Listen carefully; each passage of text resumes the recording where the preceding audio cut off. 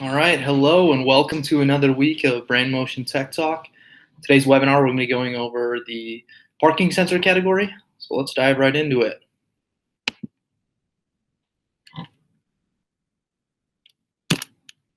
So a quick agenda for today, we're going to go over a quick introduction, the product category overview of parking sensors.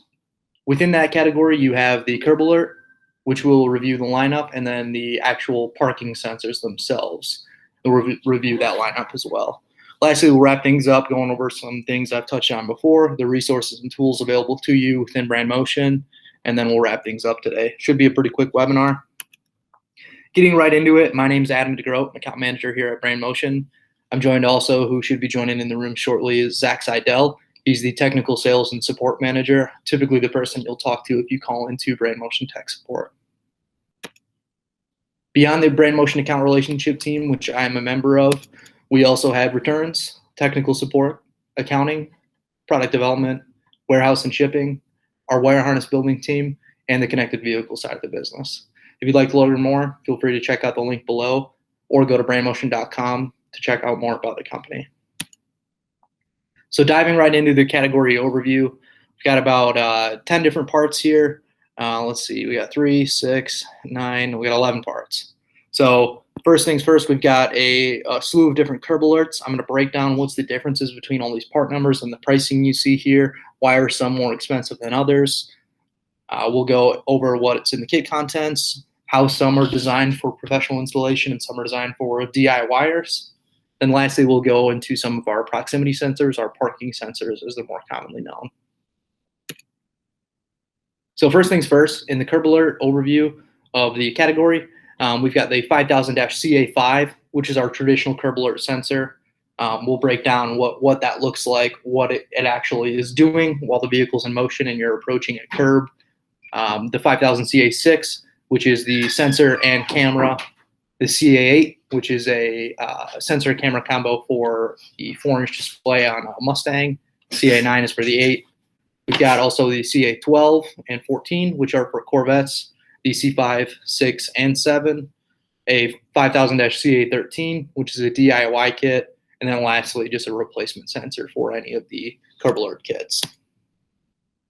So first things first, into the flagship model of the category, we've got the 5000-CA5. So what you're looking at here in the kit photo on the top right, this is the physical sensor, a couple mounting tools, the beeping sensor, and then all of your harnessing and wire needs. So how does it integrate? It hangs right on the front fascia of your vehicle, pointed downward to the ground. So it provides low speed curb and parking warnings with a proven and patented design that allows for perfect fitment. So diving into a little bit on the specifications, it's a professional grade version. So what we mean by that is that we will always recommend professional installation when it comes to this specific part number. Typically, we would always advise against a DIY installation for this. There's a number of reasons, and I'll have Zach explain to why we would prefer a professional installer over a DIY installer here in a little bit. So one important note is that this powers with ignition, key on off. It's got a 12 to 30 inch adjustable warning distance. So what that means is you can set the range that you want the system to beep at you essentially between 12 and 30 inches. So everyone's got a different sweet spot for how they feel comfortable or what for what best suits their vehicle. That's why we give you the ability to adjust, and not only during the initial installation, but any time down the road. So it does have an adjustable height sensor as well, not just for distance. The sensor is weatherproof and LED infrared. It has a simple self-calibration procedure. The power draw on it is 35 milliamp. An adjustable warning volume. So if you're hard of hearing, you can definitely crank the volume up, or if you just need a little reminder, you can turn it all the way down. The physical dimensions of the sensor are about 1 inch by 2 inches. So I would say the easiest way to describe it is kind of almost the same size as a garage door opener. A typical small garage door opener fits in the palm of your hand, pretty small. As I mentioned, this is a professional installation product. We would always recommend professional installation. Pro for install time would probably take between an hour to an hour and a half. If you're doing it on your own and you're trusting in your ability, it'd probably take you between an hour and a half to 2 hours. So Zach, do you want to take us through the differences on our systems and why this one's recommended for professional installation rather than DIY. So the biggest difference between the CA5 base system and the CA13 base system is the CA5 system is designed to be attached to an ignition switched power source. Okay, with that being said, it only requires 12 volts to operate. Now, if you're looking between why you would go with this system versus the CA13 is designed to be hooked up to constant 12 volts, but it's not going to actually actuate until it sees at least 13.2 volts, which would typically be when your vehicle's starting, is it's going to see above that 13.2 volts and then continues to stay on. An additional difference between the CA5 and the CA13 is the CA13 actually stays on for 20 minutes after the vehicle shuts off, whereas the CA5 shuts off immediately.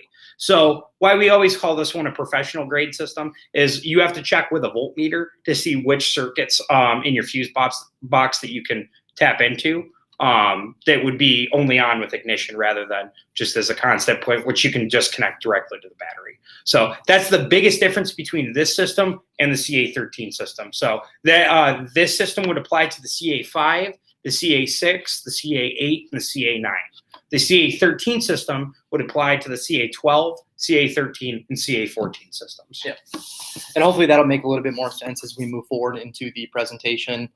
There's essentially two major component differences within the 8 or so different kits we have.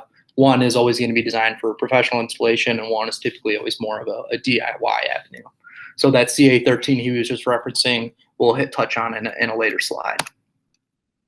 So moving on, we're going to touch on the 5000-CA6.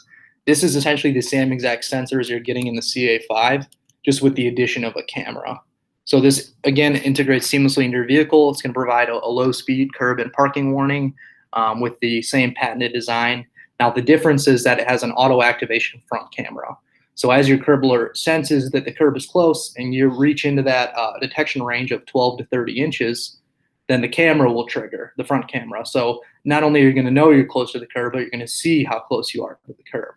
So touching on some of the camera specs, you've got a high-quality CMOS camera, 420p, 0.5 lux, so that's really good for illumination. NTSC format. It's got automatic white balance with an electric auto iris. So what that means is it adjusts automatically to low and high level brightness situations. The field of view is 150 by 100 degrees. And then it's in a waterproof case, so you don't have to worry about rain affecting it while you're driving.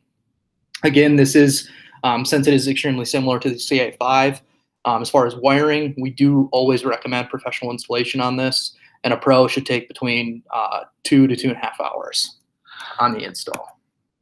So here's a quick video on the CA6, just to give you guys a feel of what we're working with here.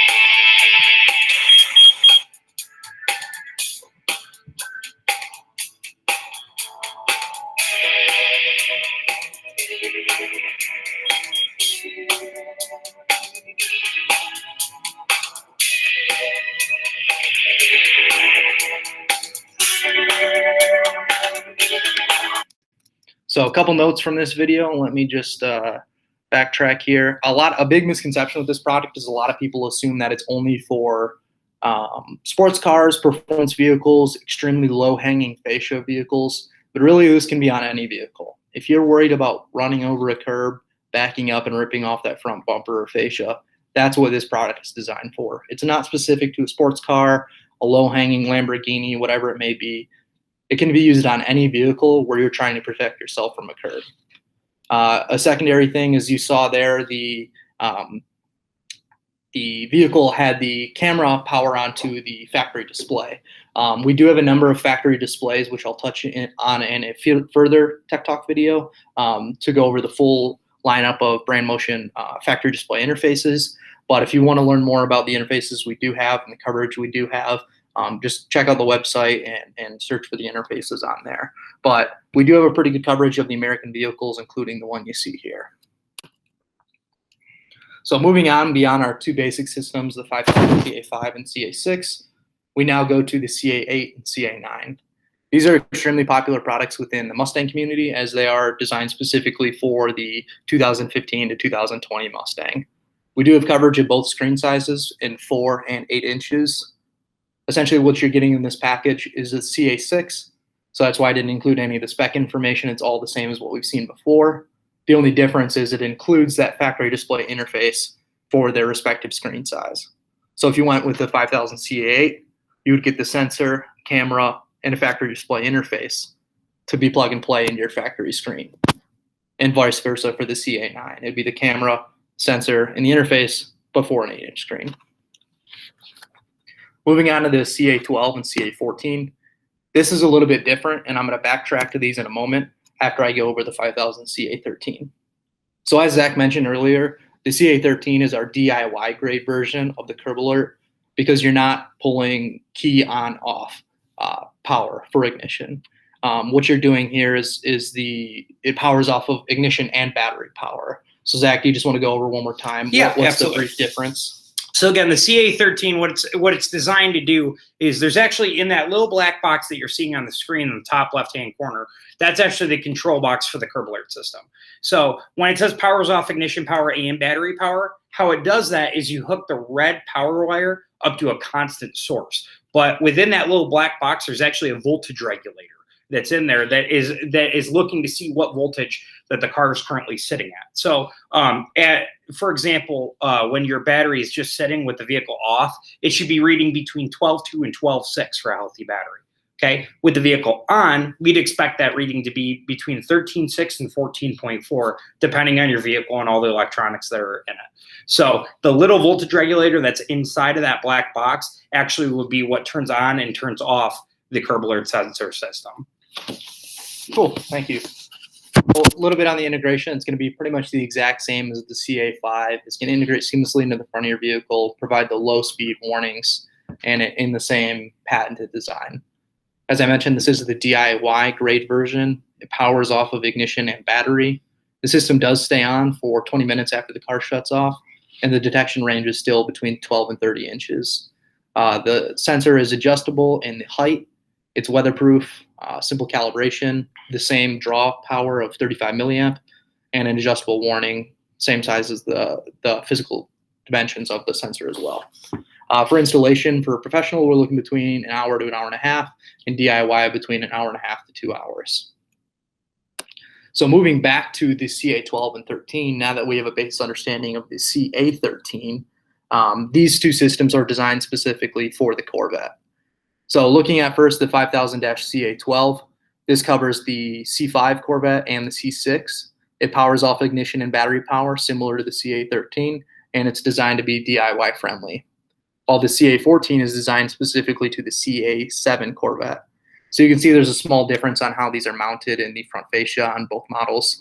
The C7 below the bumper and the C6 and C5 mounted near the middle.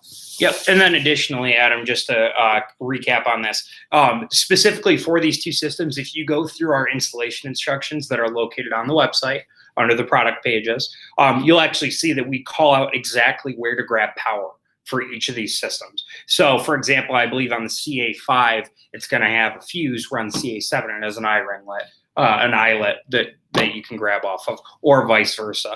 Additionally to that, there'll be a couple of very, very good instructions that show you exactly where you need to go within the system itself. So the CA12 will cover model years 97 to 2013. And then the C7, which the CA14 system, will cover 2014 to 2019. Thank you. So moving on, the last product in the category is just the 6000-CA5 set. So this is always kind of a funny part number. People ask, why do you sell the sensor just alone? Because even with the curb alert, mistakes still happen. If you approach the curb too quickly, the detection range is only between 1 foot to 2.5 feet. So a lot of times, I shouldn't say a lot of times, but sometimes that's not enough time for people to react if they're moving too quickly. So that's why we designate it as a low speed warning. If you're approaching a curb too quickly, a lot of times people can't react quick enough to stop their vehicle, and they can knock the sensor right off. The good news is it's a cheaper and better to knock off a sensor than your whole front fascia. So that's why we do sell a replacement part for this. Part number 6000-CA5 cents. So moving forward to the parking sensor category overview, we've got two products within this category. One is universal just for the back of a vehicle. The other one is switchable front or rear, also universal. So let me touch on a couple of the differences between these two parts. The 9002-3000, as I mentioned, is exclusive to the back of the vehicle. It'll only work when the vehicle is in reverse. It integrates seamlessly into your vehicle by being drilled into the rear bumper. Gives you that nice OEM look. There's 4 sensors in the system, and it's, as I mentioned, designed only to be operational in backup. It has an LED display to indicate how close or how far you are to an object, and the display shows a numerical number to show you how close or how far you are to it as well. It has pretty versatile mounting options for the display. You can put it basically anywhere in the vehicle. Whatever feels most natural to the driver is typically what we recommend. It does include rubber insulators as well for steel bumpers, just in case there's a little bit of extra wiggle room. We give you some extra insulation to keep it locked into place. It includes angled mounts for increased bumper compatibility as well too, because not all bumpers are the same, as we all know, and this is a universal product, so we want to give you a full range of possibilities during the installation. Installation time, we're looking between 2 hours to 2.5 hours for a pro, and between 3 hours to 4 hours for a DIYer. So again, this is just our basic backup sensor kit. If you're wondering which product to buy between just the backup or switchable front or rear, the question we usually ask is, what do you get more requests of? Do you get questions from people looking for a sensor on both sides, or is it only backup sensors? If it's only backup sensors, it might make more sense just to stock the 3000. But if you want the versatility, or if you don't know what people are going to be asking for when they come in, I would always recommend the 3003, because it does give you a little bit more options and versatility with it being usable on the front or rear. So speaking of that 3003, just to touch on some of the specifications of it, again, it is 4-sensor. It's got the same LED display. The difference, again, is just the mounting options, whether it can be in the front or rear. The physical size of the sensors is a little bit smaller in the 3003 as well, which some people are drawn to for aesthetic reasons. Typically, as small as you can get a drill-in sensor like this, the better, from just kind of an aesthetic or a look approach. A lot of people like that smaller footprint better. And then this does include the same rubber insulators for steel bumpers and the ability to angle for different types of bumpers. Install time, we're looking between 2 to 2.5 hours for pros and 3 to 4 hours for DIYers. So that pretty much wraps up the whole parking sensor category that we wanted to touch on today. How I wanted to wrap things up is same as always, just touch on our vehicle configurator and the application guide and the importance it has within Brandmotion. So as Zach mentioned, you can also search some products on our website, which I'll touch on a little bit as well. But to use the configurator, just go to brandmotion.com, search by vehicle, follow through the steps, select your product category, and then it'll show all products available. Beyond that, we have the application guide, which you can find on our website or reaching out to a team member at Brandmotion. And then it's as simple as using the Control F or search function on your computer to find the part or vehicle that you're looking for. Lastly, the Brandmotion website, just to show you guys what it looks like. Right here. If you ever search in a part number, like the 5000-CA5,